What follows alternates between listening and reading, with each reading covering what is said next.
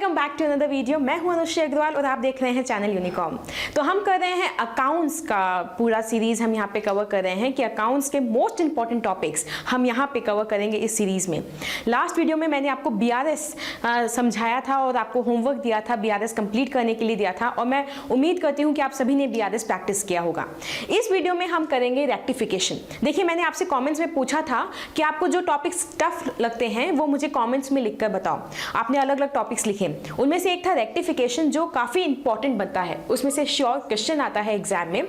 और मेरा एक्सपीरियंस रहा है कि स्टूडेंट्स बहुत ज्यादा मिस्टेक्स करते हैं रेक्टिफिकेशन में।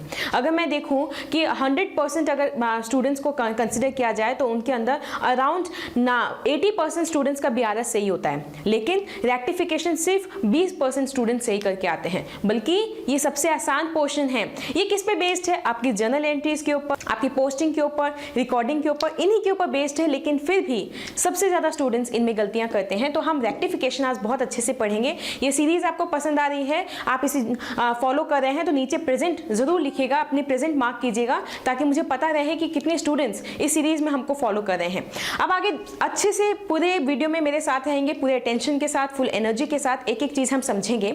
सबसे पहले रेक्टिफिकेशन की तरफ बढ़ने से पहले हमें यह पता होना चाहिए कि एंट्रीज कैसे की जाती है। आप सभी जानते हैं कि accounting is actually the language of business. Business में जो ट्रांजैक्शन होता है, कोई लेन देन हुई है, कोई 1 रुपए, 10 रुपए, 20 रुपए, कोई पेटी एक्सपेंस हुआ है, कोई भी ट्रांजैक्शन हुआ है, उसको हम रिकॉर्ड करते हैं। एक बुक ऑफ अकाउंट्स बनाते हैं, उसको रिकॉर्ड करते हैं। उसको जिस तरीके से रिकॉर्ड किया जाता है उसे ही अकाउंटिंग कहा जाता है। इसलिए अकाउंटिंग को लैंग्वेज ऑफ बिजनेस कहते हैं। वो बिजनेस के बारे में बताता है कि बिजनेस कितना अच्छा है, कितना बुरा है। अच्छा है तो प्रॉफिट निकल रहा है, बुरा है तो उसमें से लॉस आ रहा है, तो आगे उसके फ्यूचर कैसा होगा तो बैलेंस शीट से पता चलेगा। इस तरीके से हमें पूरी इंफॉर्मेशन मिलती है अकाउंट से। अब अगर हम माने कि अकाउंट्स एकदम प्रॉपर तरीके से बनाए गए, सारे प्रिंसिपल, सारे कॉन्सेप्ट्स और पूरी एक्यूरेसी के साथ बनाए गए, तो कोई गलती नहीं होगी और हमें एकदम एग्जैक्ट पोजीशन हमारे बिजनेस की पता चल जाएगी अकाउंट्स को देखने पर। लेकिन ऐसा भी तो हो सकता है जिसने अकाउंटिंग स्टेटमेंट्स बनाए हैं उसने कोई गलती कर दी हो, कोई एरर कर दिया हो। क्या की है? एरर कर दिया, कोई मिस्टेक कर दी है। एरर अगर किसी भी अकाउंटेंट ने अकाउंटिंग के टाइम पे की है तो उसे हमें क्या करना होगा? सही करना होगा। अदरवाइज हमें अकाउंटिंग से ट्रू एंड फेयर इंफॉर्मेशन नहीं मिल पाएगी। अब जरा समझो कि कोई भी एंट्री जब होती है, कोई भी लेन देन, कोई ट्रांजैक्शन होता है बिजनेस में, तो किस तरीके से वो अकाउंट्स की बुक्स में आता है। सबसे पहले आप उसे रिकॉर्ड करते हैं। एक एक वर्ड पे ध्यान दीजिएगा। आप उसे रिकॉर्ड करते हैं, उसे एंटर किया जाता है। कहाँ एंटर किया जाता है? जर्नल में एंटर किया जाता है। तो यहाँ पे हम बात करते हैं सब्सिडियरी बुक्स की बात करते हैं। आप सबने ये सब पढ़ा है अच्छे से। आपने जो प्रीवियस चैप्टर्स हैं आपके, जो चैप्टर 1 है, चैप्टर 2 है, उसके जो यूनिट्स हैं, प्रीवियस यूनिट्स, उसमें पूरा डिटेल में 1 by 1 सीक्वेंस में दिया गया है। किसी को किसी में डाउट है तो मुझे कमेंट में बताना, मैं कोशिश करूंगी कि एक वीडियो बना के आपको जल्दी से समझा सकूं। तो आपकी सब्सिडियरी बुक्स कौन सी हुई? जैसे purchases book, sales book, purchases return book, sales return book, ये सब आपकी क्या होगी? सब्सिडियरी बुक्स होगी। इन बुक्स में आप रिकॉर्डिंग करते हो, एंटर करते हो ट्रांजैक्शन को, ठीक है। और ये ट्रांजैक्शंस को एंटर करने के बाद आप इनको रिकॉर्ड किए, एंटर किए, इनको फिर पोस्ट किया जाता है। कहाँ पोस्ट किया जाता है? पोस्टिंग होती है लेजर अकाउंट्स में, रिकॉर्डिंग होती है आपके जर्नल में, आपके सब्सिडियरी बुक्स के अंदर, पोस्टिंग होती है आपके लेजर में, अकाउंट्स में, इंडिविजुअल अकाउंट्स में एंट्री होती है, उसे हम पोस्टिंग कहते हैं। एक एक चीज समझना। उसके बाद हम बनाते हैं ट्रायल बैलेंस। ट्रायल बैलेंस क्या होता है? एक बेसिकली जितने भी अकाउंट्स हमने बनाए, चाहे रियल, नॉमिनल, पर्सनल, उन सभी अकाउंट्स के डेबिट और क्रेडिट बैलेंसेस को हम ट्रायल बैलेंस में लिखते हैं। अब डेबिट और क्रेडिट का हिसाब अच्छे से समझना। एक होता है आपका डेबिट और एक होता है आपका क्रेडिट। कोई भी अकाउंटिंग का बंदा, उसे पता होगा कि डेबिट और क्रेडिट क्या होता है। तो हर एक अकाउंटिंग के बंदे को हमेशा ये पता होना चाहिए कि क्यों हमेशा बैलेंस शीट टैली होनी चाहिए। आपको पता है जब से आपने अकाउंटिंग ली है, अगर आप साइंस स्टूडेंट हैं तब भी आप ये सुनते हुए आए हैं हमेशा से कि अकाउंट्स में बैलेंस शीट हमेशा टैली होती है। Assets must always be equal to liabilities, ठीक है। ये हमेशा सुनते हुए आए हैं कि ये दोनों साइड हमेशा इक्वल होने चाहिए। अगर मैं आपसे पूछूंगी क्यों, तो मुझे बताइए कि आखिर क्यों एसेट साइड और लायबिलिटी साइड हमेशा इक्वल होता है। वो इसीलिए होता है क्योंकि क्योंकि हम अकाउंट्स प्रिपेयर करते हैं डबल एंट्री के बेसिस पे। पूरी अकाउंटिंग की आधारशिला की नींव होती है double entry system. Double entry system मतलब क्या हुआ कि जब भी कोई अकाउंट डेबिट होगा तो उसी सेम अमाउंट से कोई दूसरा अकाउंट क्रेडिट होगा। मतलब किसी भी ट्रांजैक्शन की वजह से अगर कोई डेबिट किया गया है तो कुछ और क्रेडिट किया ही जाएगा। तो जो डेबिट होगा वो हमेशा किसी न किसी तरीके से कोई अमाउंट क्रेडिट किया ही जाएगा। तो सेम अमाउंट डेबिट होता है और सेम अमाउंट क्रेडिट होता है, उस वजह से हमेशा हमारी बैलेंस शीट टैली ही होती है। ये कंपलसरी है, ये एसेंशियल है। ये आपको समझ में आया? उसी तरीके से हमने जितने भी अकाउंट्स बनाए, आपको पता है अकाउंट्स बनाए हमने जब रिकॉर्डिंग करी जैसे मैंने परचेजेस की एंट्री क्या करूंगी, purchases account debit to cash account. तो परचेजेस क्या हुआ, डेबिट हो गया, और कैश क्या हुआ, क्रेडिट हो गया। इक्वल अमाउंट से, मानो 10,000 से इक्वल अमाउंट से एक अकाउंट डेबिट हुआ और दूसरा अकाउंट क्रेडिट हुआ। इसका मतलब ये श्योरिटी है कि जितने भी आप अकाउंट्स खोलोगे उन अकाउंट्स को जब एक साथ यहाँ पे लिखोगे तब उनका डेबिट बैलेंस और क्रेडिट बैलेंस लिखोगे तो ये हमेशा इक्वल आना चाहिए। अगर ये इक्वल नहीं आता है इसका मतलब कोई मिस्टेक हुई है, कोई एरर हुआ है। ये तो समझ आ गया कि ये इक्वल नहीं आता इसका मतलब कोई मिस्टेक हुई है। और ये हम किस में देखते हैं, ट्रायल बैलेंस में। अब फिर यहाँ से क्या होता है, यहाँ से बनते हैं हमारे फाइनल अकाउंट्स। फाइनल अकाउंट्स क्या होते हैं, P&L अकाउंट, ट्रेडिंग अकाउंट, हमारा बैलेंस शीट। उसमें ये जितने भी यहाँ से जितने भी नॉमिनल होते हैं वो चले जाते हैं हमारे P&L ट्रेडिंग में, और जितने भी हमारे रियल और पर्सनल अकाउंट्स होते हैं वो चले जाते हैं हमारे बैलेंस शीट में। ये सब आपको पता है, समझिए। हर एक प्रोसेस हमने यहाँ पे किया, वहाँ पे गलती हो सकती है, because human being is prone to errors, वो एरर्स कर सकता है। तो कहीं पे भी, किसी पे भी, यहाँ पे कोई भी स्टेज पे गलती की जा सकती है। उस गलती को हमें आइडेंटिफाई करना होता है और उस गलती को रेक्टिफाई करना होता है। आइडेंटिफाई और रेक्टिफाई करना होता है, तब ये पूरा चैप्टर उसी से रिलेटेड है जो कहलाता है रेक्टिफिकेशन। यहाँ तक समझ आया? अब हम समझेंगे एरर्स के बारे में। एरर्स कितने तरह के होते हैं, देखो सबसे पहले बहुत ध्यान से समझना, बहुत इंटरेस्टिंग है, मजेदार है। एरर ऑफ प्रिंसिपल, मतलब आपको पता है प्रिंसिपल्स हमने पढ़े हैं सारे अकाउंटिंग प्रिंसिपल्स। उनमें जैसे हमने पढ़ा है कि कोई भी एसेट खरीदा जाता है, जैसे हमने मशीनरी परचेज की है तो हम क्या लिखते हैं, machinery account debit to bank या कैश, उसे हम परचेजेस अकाउंट में नहीं डालते। जैसे फॉर एग्जांपल सैलरी पे की राम को, तो उस केस में Ram account debit to cash नहीं करेंगे, हम क्या करेंगे, salary account debit to cash करेंगे, क्योंकि हमारा एक्सपेंस क्या है, सैलरी। तो उस केस में सैलरी अकाउंट डेबिट होनी चाहिए। तो अगर कोई प्रिंसिपल को अप्लाई करने में हमने मिस्टेक कर दी कि जब मशीनरी अकाउंट डेबिट करना था परचेजेस अकाउंट को डेबिट कर दिया, ठीक है, जब सैलरी अकाउंट को डेबिट करना था हमने राम के पर्सनल अकाउंट को डेबिट कर दिया। तो ये जो मिस्टेक है, जो हमने प्रिंसिपल वाली मिस्टेक की है, प्रिंसिपल अप्लाई करने में मिस्टेक की है, तो ये कॉन्सेप्चुअल मिस्टेक की है, वो मिस्टेक कहलाती है एरर ऑफ प्रिंसिपल। अब जरा ध्यान से देखना, ये एरर जो है, एक एक चीज समझो, ये एरर जो है इसमें मशीनरी को डेबिट करना था, आपने परचेजेस को डेबिट कर दिया, लेकिन क्या डेबिट साइड में डेबिट हुआ, हाँ एक डेबिट तो हुआ और एक क्रेडिट हुआ, तो क्या ट्रायल बैलेंस मैच होगा, हाँ जी ट्रायल बैलेंस मैच होगा। अकाउंट गलत हुआ है, गलत अकाउंट में डेबिट किया है, परचेजेस की जगह मशीनरी अकाउंट में डेबिट करना था, वो कोई बात नहीं, लेकिन ट्रायल बैलेंस में डेबिट साइड और क्रेडिट साइड हमेशा इक्वल आ जाएगी। इस एरर की वजह से ट्रायल बैलेंस टैली करेगा। अब देखो सैलरी टू बैंक किया, तो उस केस में होना चाहिए था सैलरी टू बैंक, लेकिन आपने कर दिया Ram to bank,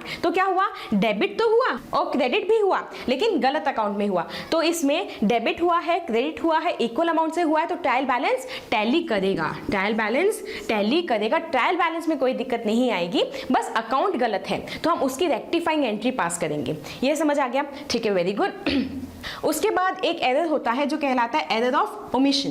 error of omission मतलब छूट गया, मतलब हम रिकॉर्ड करना भूल गए। तो इसमें दो तरह का एरर हो सकता है कि कंप्लीट एरर कर दिया, मतलब आपने किसी को सैलरी पे की, वो कंप्लीटली आप रिकॉर्ड करना ही भूल गए, तो वो पूरा कंप्लीट ओमिशन हो गया, पूरी की पूरी ही एंट्री आपने ओमिट कर दी। मतलब आपको करना था सैलरी टू बैंक, लेकिन आपने एंट्री ही नहीं की, उस केस में ना तो डेबिट किया ना क्रेडिट किया, तो क्या ट्रायल बैलेंस मैच होगा, yes. In in that case trial balance will tally. देखो पार्शियल ओमिशन कैसे होगा, इसमें देखो फॉर एग्जांपल आपको एंट्री करनी थी कि सैलरी टू बैंक एंट्री करनी थी, तो आपने बैंक अकाउंट में तो एंट्री कर दी, लेकिन सैलरी का जो अकाउंट था, लेजर अकाउंट था, उसमें आप पोस्ट करना भूल गए, तो ये क्या हो गया, पार्शियल ओमिशन हो गया। आपने एंट्री नहीं की, भूल गए, एंट्री या तो हाफ की है या फिर पोस्टिंग करना भूल गए हो, ओमिट कर दिया आपने, तो उस केस में क्या होगा कि या डेबिट और क्रेडिट में से एक साइड में तो एंट्री हो गई लेकिन एक साइड में नहीं हुई, तो क्या ट्रायल बैलेंस मैच करेगा? नहीं, तो ट्रायल बैलेंस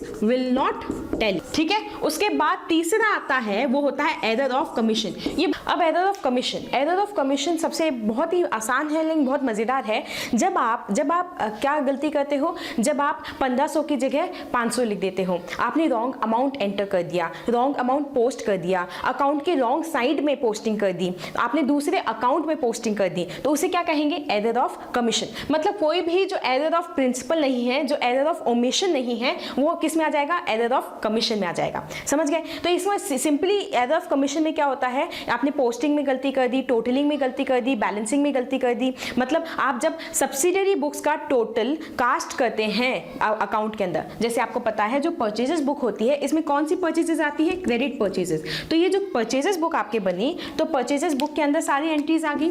जैसे फॉर एग्जांपल ये सप्लायर का नाम, दूसरे सप्लायर का नाम, तीसरे सप्लायर का नाम आ गया। ये टोटल इसका टोटल फॉर एग्जांपल 10,000 हो रहा था, लेकिन आपने 1 लाख कर दिया, और 1 लाख अब क्या करोगे, जो परचेजेस बुक का जो टोटल होता है वही परचेजेस अकाउंट में जाता है ना। और फिर जब ये तो आपका क्या है, रिकॉर्डिंग में आ गया, फिर परचेजेस बुक के इस टोटल को हम परचेजेस अकाउंट में लेके जाते हैं। परचेजेस अकाउंट क्या होता है, डेबिट बैलेंस होता है, तो परचेजेस अकाउंट के डेबिट में जाता है 1 लाख, उसके बाद और उसके जो ट्रांजेक्शन, जैसे कैश बुक से जो परचेजेस का अमाउंट आएगा वो आ जाएगा। तो ऐसे करके वो टोटल निकालते हैं। अब यहां से आपने रॉन्ग कास्टिंग, इसे क्या बोलते हैं, वर्ड कास्टिंग, क्या कर दी, रॉन्ग कास्टिंग कर दिया आपने अकाउंट में, तो क्या इंपैक्ट आएगा, उसका इंपैक्ट क्या आएगा, परचेजेस अकाउंट में उसका इंपैक्ट आएगा। किसी भी इंडिविजुअल सप्लायर के अकाउंट में उसका इंपैक्ट नहीं आया, क्योंकि इसमें तो सही से एंट्री की, तो यहीं से उनका अमाउंट पर्सनल अकाउंट में तो यहीं से ट्रांसफर होगा, तो कोई दिक्कत नहीं आएगी। लेकिन जो रॉन्ग कास्टिंग हुई, जो टोटल को रॉन्ग आप अकाउंट में लेके गए, उसकी वजह से अकाउंट में प्रॉब्लम आएगी, तो वहां पर हमें एडजस्टमेंट करना होगा। फिर रॉन्ग बैलेंसिंग कर देते हैं कि टोटल जो बैलेंस निकालते हैं कि इतना डेबिट हो गया, इतना क्रेडिट हो गया, अब परचेजेस का कितना बचा, तो वो जो हम निकालते हैं वो अगर रॉन्ग बैलेंसिंग कर दिया, आपने रॉन्ग टोटलिंग कर दी है, रॉन्ग अकाउंट में डाल दिया है, रॉन्ग साइड ऑफ अकाउंट में डाल दिया है, रॉन्ग अमाउंट डाल दिया है, वो सब किस में आता है, एरर ऑफ कमीशन में। समझ गए? अब यहां से ध्यान से मेरी बात सुन, एरर ऑफ कमीशन होता है जब आप एरर ऑफ कमीशन करोगे, फॉर एग्जाम्पल आपने इसके अंदर रॉन्ग टोटलिंग की, तो क्या इसका इंपैक्ट ट्रायल बैलेंस पे आएगा? जी हाँ आएगा। अगर आपने रॉन्ग अमाउंट से करी, तो क्या इसका इंपैक्ट ट्रायल बैलेंस में आएगा? जी हाँ आएगा। मतलब एरर ऑफ कमीशन में मोस्टली ट्रायल बैलेंस में इंपैक्ट आता है, सिर्फ एक जगह ट्रायल बैलेंस में इंपैक्ट नहीं आता। कब इंपैक्ट नहीं आता? जब मैं यहाँ पे जो सप्लायर का मैंने अमाउंट है यहीं पे गलती कर दूं, कास्टिंग में गलती नहीं की, टोटलिंग में गलती नहीं की, यहाँ पे जो सप्लायर का अमाउंट था ये 10,000 का अमाउंट था, फॉर एग्जाम्पल ये मान लीजिए 10,000 का अमाउंट था, इसको मैंने 1 लाख कर दिया, तो इसकी वजह से क्या होगा कि ना सिर्फ परचेजेस अकाउंट में गलत अमाउंट जाएगा, बल्कि जो सप्लायर का इंडिविजुअल अकाउंट है उसमें भी गलत अमाउंट जाएगा, तो उसकी वजह से दोनों क्या हो जाएंगे, दोनों बैलेंस हो जाएंगे। डेबिट में भी गलती गई और क्रेडिट में भी गलती हुई, सेम गलती, तो उसकी वजह से ट्रायल बैलेंस में इंपैक्ट नहीं आएगा। अब आप जरा समझ लो जल्दी से, एरर ऑफ प्रिंसिपल का ट्रायल बैलेंस में इंपैक्ट नहीं आता, एरर ऑफ ओमिशन में कंप्लीट ओमिशन का ट्रायल बैलेंस में इंपैक्ट नहीं आता, लेकिन पार्शियल ओमिशन की वजह से ट्रायल बैलेंस में इंपैक्ट आएगा।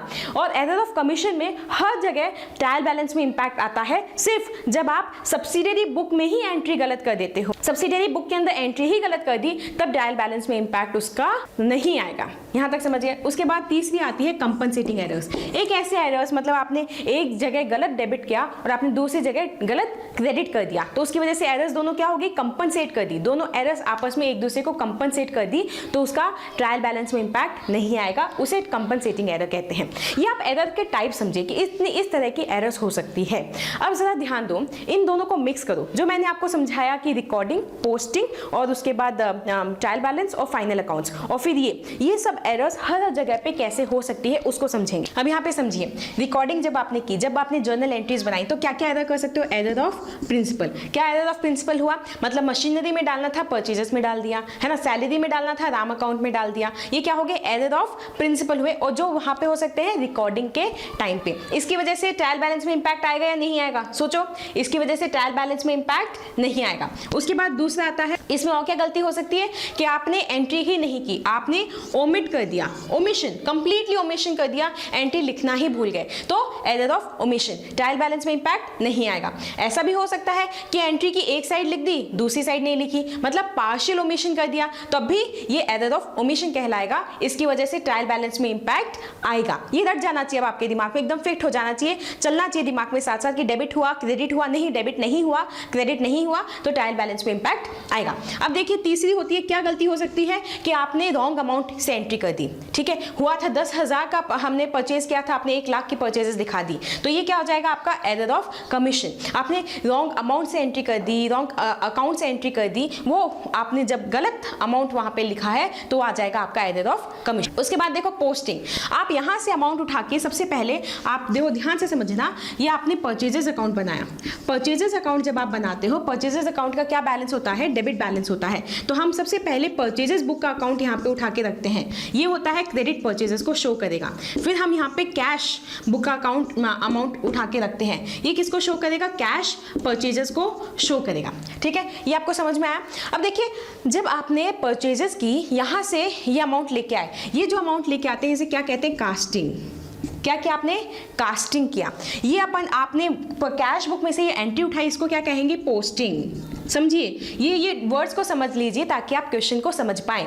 आपने सब्सिडियरी बुक से रॉन्ग कास्टिंग कर ली, मतलब रॉन्ग टोटल उठा लिया। आपने सब्सिडियरी बुक से या जर्नल एंट्रीज में से पर्सनल अकाउंट, किसी एक इंडिविजुअल अकाउंट में पोस्ट किया है, तो पोस्टिंग कहलाएगा।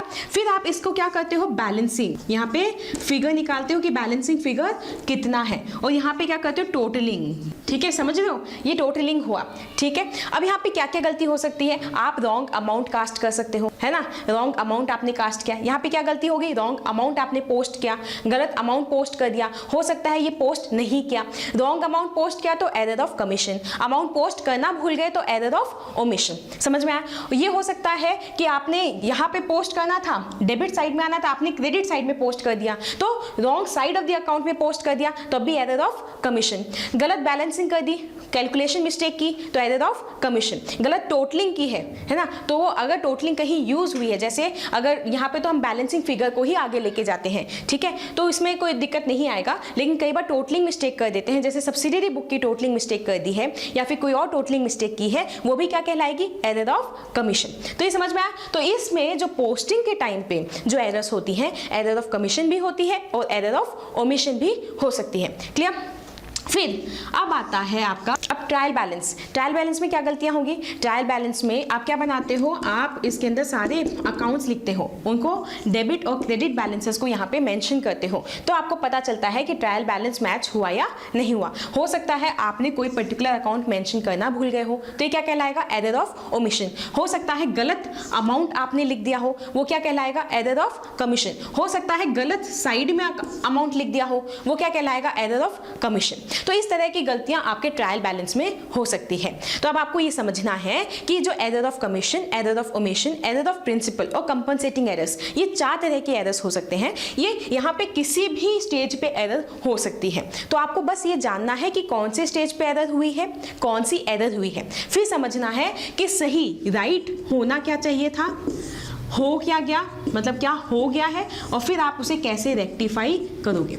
जब इतना समझ जाओगे तो रेक्टिफिकेशन बहुत आसान होगा। तो बहुत बेसिक तरीके से अगर रेक्टिफिकेशन को करेंगे तो ये रेक्टिफिकेशन आसानी से निकल जाएगा। देखो, मैंने 2 स्टेज अभी आपको समझाई। एक तो पहले तो समझो कि आपकी एरर कौन सी स्टेज पे हुई, फिर ये समझो एरर कौन सी हुई है। इसमें आपको वर्ड्स को जानना होगा, कास्टिंग का मतलब, पोस्टिंग का मतलब, रॉन्ग अकाउंट का मतलब, डबल एंट्री में एरर हुई है, सिंगल साइड एरर हुई है, ये आपको वर्ड क्वेश्चन की लैंग्वेज से समझना होगा।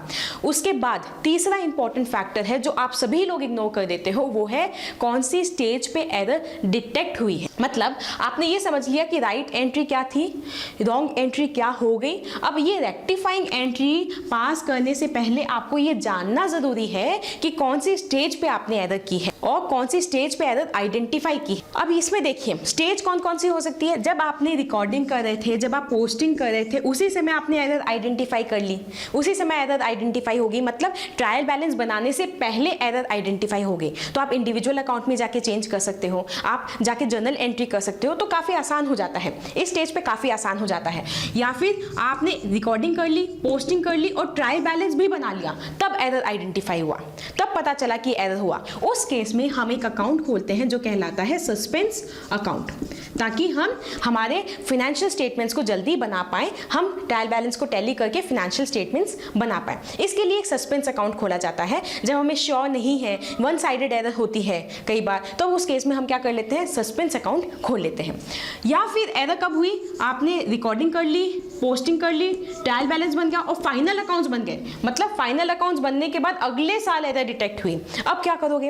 अब देखो इसमें क्या एरर क्या हुई, मानो मशीनरी टू बैंक होना था, आपने कर दिया परचेजेस टू बैंक। ये है राइट एंट्री, ये है रॉन्ग एंट्री जो आपने कर दी। अब इसकी रेक्टिफाइंग एंट्री क्या हुई, रेक्टिफाइंग एंट्री क्या हुई, जिसको डेबिट होना था उसको तो डेबिट कर दो, ठीक है। इसको क्रेडिट होना था, क्रेडिट हो चुका तो कोई दिक्कत नहीं है। इसको डेबिट नहीं होना था लेकिन ये डेबिट हो गया, तो इसको क्या कर दो, क्रेडिट कर दो। तो ये रेक्टिफाइंग एंट्री हो गई।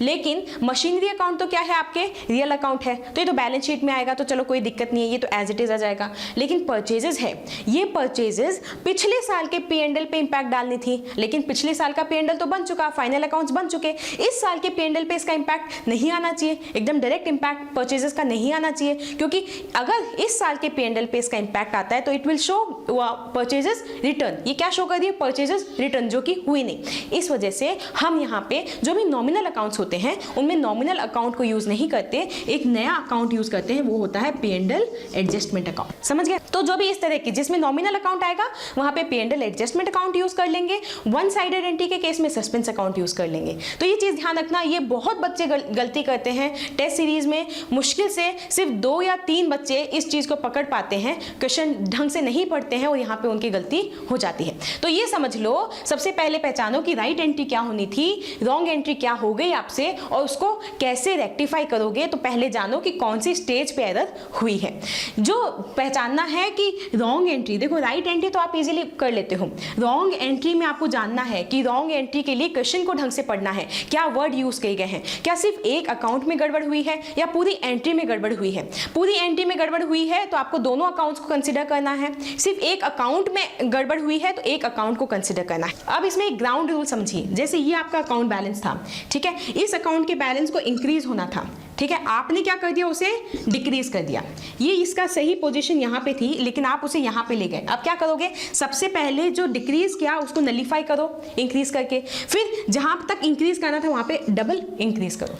समझ गए। इसमें भी बच्चे गलती करते हैं कई बार कि जैसे मान लीजिए आपने राम अकाउंट का डेबिट बैलेंस था, आपने क्रेडिट साइड में लिख दिया, तो क्रेडिट साइड में अगर आपने 500 रुपये लिखे तो आपने 500 क्या कर दिए, यहाँ क्रेडिट साइड में लिख दिए। तो पहले 500 ऐड करके ये जो आपने 500 लेस किए हैं उसका इंपैक्ट हटाओ, फिर 500 वापस से और ऐड करो क्योंकि ऑलरेडी इसका 500 से अकाउंट इंक्रीज करना था। ये चीज़ आप ध्यान रखोगे, ये बच्चे मोस्टली इसमें भी गलती करते हैं, तो मैं आपको बता रही हूँ जहाँ पे मेन गलतियाँ होती हैं। अब यहाँ पे सबसे पहले आपको जर्नल एंट्रीज क्लियर होनी चाहिए थी, तो आप राइट एंट्री पकड़ोगे। फिर आपको ये क्लियर होना चाहिए कि रॉन्ग कैसे होता है, एरर ऑफ कमीशन कैसे होता है, एरर ऑफ प्रिंसिपल क्या होता है, एरर ऑफ ओमिशन क्या होता है, तो आपको पता चलेगा कि आखिर रॉन्ग क्या हुआ। फिर उसके बाद में आप जानोगे कि कौन सी स्टेज पे आपने आइडेंटिफाई किया है, एरर को पहचाना है, तो उस अकॉर्डिंग रेक्टिफिकेशन कैसे करोगे।